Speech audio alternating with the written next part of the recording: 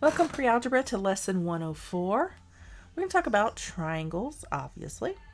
So on the upper row, or the top row, we have a right triangle depicted, and a right triangle is usually illustrated by this little square in the corner. And what that means is that this is a 90-degree angle. That is a right triangle.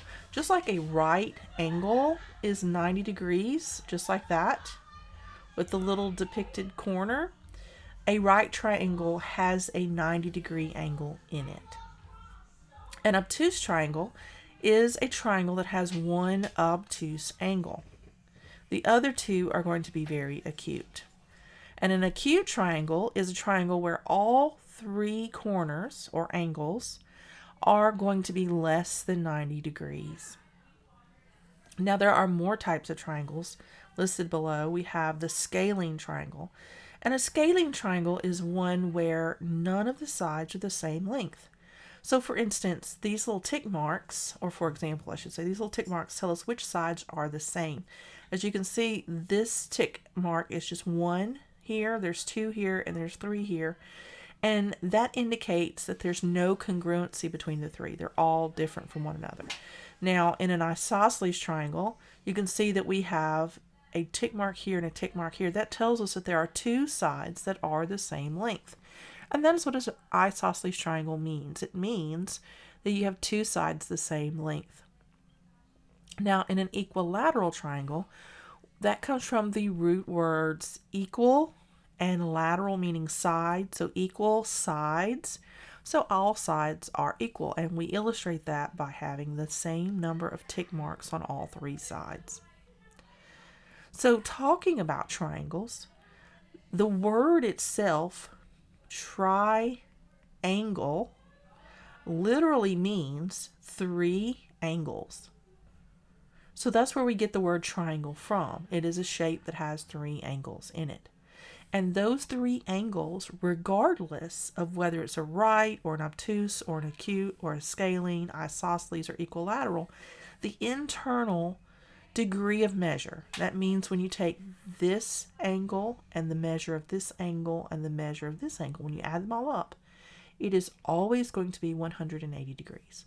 So when you add these three measures of angles up, the internal degree of measure is 180 degrees. Always, always, always, no matter what type of angles or triangles you have, it is always going to equal 180 degrees on the inside of a triangle.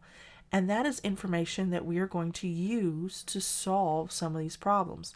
Now, something interesting about the isosceles triangle is when you have two sides that are the same length, then the two angles at the end of that, connected by that third unlike side, these two angles are going to have the same degree of measure. So these two will be congruent, and this third one in the center, the one that's created by the two sides that are the same length, it will be the different length. So we can see that illustrated here where we have two the same and one that's different. Very much like the sides, two the same and one that's different. So the angle across from or opposite the side that's different is going to be the angle that's different. Now, in an equilateral triangle, we see equal and lateral, like we already discussed. We have equal sides. All sides are equal. Guess what? That also means that all of the angles are equal. And that means that the only degree of measure that an equilateral triangle can have for each of its angles is 60 degrees. Because it has to equal 180, it always equals 180, and if all three angles are the same, 180 divided by 3 is equal to 60. So you know right away, if you have an equilateral triangle, that every angle is equal to 60 degrees. And that is something that is good to know when you have got to answer a problem that says, what is the degree of measure of this equilateral triangle with the side length of 5? It doesn't matter what the side length is. The angle is 60 because it's an equilateral triangle. All right, so let's do some practice problems. I highly recommend that you take a moment and pause the video and take all these notes down because they are going to help you in the future. So go ahead and pause and do that. I'm going to clear the page in just a moment and we'll start with the next example problem.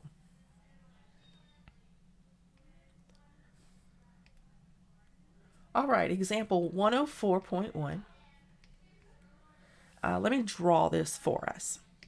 All right, so in example problem 104.1, we are given this triangle and we're asked to find the measure of angle C. Angle C could also be called angle BCA. It could also be called ACB. As long as you keep the C as the vertex, which is the center letter, it's the same angle. So we know that the measure of all three angles, Roscoe, sit down. So, sorry about that. My dog wants to get up and go out. Where was I? So what we need to do is we know that the interior degree of measure of all three of these angles is going to be 180 degrees. So we could say that the measure of angle A plus the measure of angle B plus angle C is going to equal 180. We know that already because that is the truth of a triangle, that all three of these is equal to 180. Now we can substitute in the measures that we know. So we know the measure of angle A is going to be 40 degrees. So 40 degrees plus the measure of angle B, which is 60 degrees, plus the measure of angle C is equal to 180. Now if we add 40 and 60 together, we see that that's 100 degrees. So 100 plus the measure of angle C is equal to 180 degrees. So if we subtract 100 degrees from both sides, we find that the measure of angle C is equal to 80 degrees. And that's how you would find that. You would add the known angles, subtract it from 180, and that tells you what the remaining measure is. All right, so let's look at 104.2. All right, so in problem 104.2, we are asked to find the measure of angle B. So we know that the measure of angle B, or angle A, angle B, and angle C all added together is going to be 180 degrees. So we can write that out. Angle A plus angle B plus angle C equals 180 degrees. So then we sub in the known values that we have. So 50 degrees plus angle B, which we don't know, plus C, which is 45 degrees, is equal to 180. Now we add these two together, and that's going to be 95. So angle B plus 95 degrees is equal to 180. So when we subtract 95 from both sides, we get that angle B has a measure of 85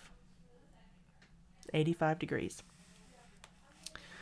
All right, so we could actually just edit that in. 85 degrees for the measure of angle B. So let's try one more. All right, last problem, 104.3. Angle B measures 110 degrees. So let's jot that in here. Angle B is 110 degrees. Now remember what we talked about with an isosceles triangle. We said that when we have two sides that are the same, that the corresponding angles here would be the same degree across from each other, right? So to find the measure of angles A and C, we have to subtract 110 from 180. And the way we can do that is we can say the measure of angle A plus the measure of angle B plus the measure of angle C, actually, C is equal to 180. Now one of the things that we could write is we could say that the measure of angle A is equal to the measure of angle C. So that allows us to substitute the measure of angle A n for the measure of angle C. So we could say the measure of angle A plus 110 degrees, which is the measure of angle B, plus the measure of angle A, because it is the same thing as angle C, because we know that A and C are equal, and that's 180. So we're going to subtract 110 from both sides,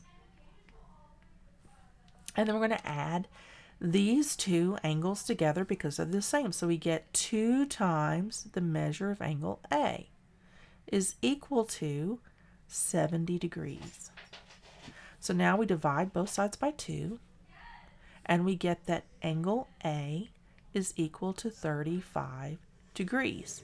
And because angle A is equal to 35 degrees, we know that angle C is also equal to 35 degrees because they have the same degree of measure. And that's how we would solve that.